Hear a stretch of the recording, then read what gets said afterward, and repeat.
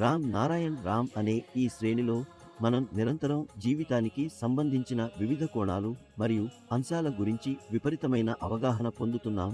అవేమిటంటే ధర్మం, అధర్మం, పాపం లేదా పుణ్యం. విభిన్న ధర్మాలలో వివిధ గ్రంథాల శ్రేణులు ఉన్నాయి. ఉదాహరణకు సనాతనుల కోసం భగవద్గీత మరియు రామాయణం, ముస్లింల కోసం ఖురాన్ షరీఫ్ మరియు క్రైస్తవుల కోసం బైబిల్ ఉన్నాయి. అయితే ఎంతైనా సందేహం ప్రజలకి ఉంటుంది, ఏ గ్రంథం సరి అయినది అనే విషయమై.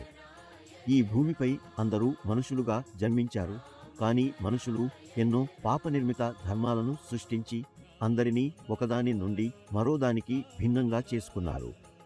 ప్రతి వ్యక్తి తన స్వార్థం కోసం ధర్మం అనే కట్టుబాట్లలో చిక్కిపోతున్నాడు.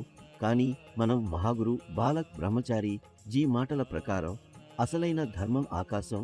అది ఈ ప్రపంచాన్ని సృష్టించింది మరియు ప్రపంచంలోని అతి పెద్ద ధర్మ గ్రంథం రామ్ నారాయణ్ రామ్. ఈ గ్రంథం అంటే అన్ని నక్షత్రాలు, గ్రహాలు మరియు బ్రహ్మాండం అన్నీ అందించిన భావనలు. 8 బిలియన్లకు పైగా మనుషులు ఉన్నారు. అందరూ ఈ గ్రంథం రామ్ నారాయణ్ రామ్ నుండి ఏర్పడిన శరీరాల వారసులు. ఇందులో పంచభూతాలు అనే మూలకాలు ఉన్నాయి. ఈ మూలకాల వల్ల మనకు జీవన శక్తి, జ్ఞానం, వివేకం లభిస్తుంది. జీవితంలో విజయం. మీకు నిజమైన జ్ఞానం అందితే మీరు మీ సమక్షంలో విజయం సాధించే మార్గాన్ని చూస్తారు. ఈ విజయం మీ వివేకం, మనస్సు, అంతర్మనస్సు మరియు రామ్ నారాయణ్ రామ్ అనే పేరుని జపించడం ద్వారా సాధ్యమవుతుంది. మనం జాగ్రత్తగా జీవించాలి. మనిషి అన్ని అడ్డంకులు, భయాలు, సమస్యల నుండి విముక్తి పొందవచ్చు, కానీ అది తనని తానే తెలుసుకొని ప్రకృతితో కూడి రామ్ నారాయణ్ రామ్ అనే పేరుని జపించాలి. జీవన హక్కులు.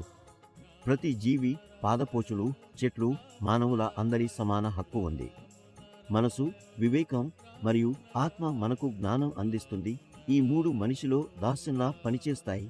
అందువల్ల మనం వాటిని వినాలి, జ్ఞానాన్ని పరిరక్షించుకోవాలి. మెడిటేషన్, ధ్యానం.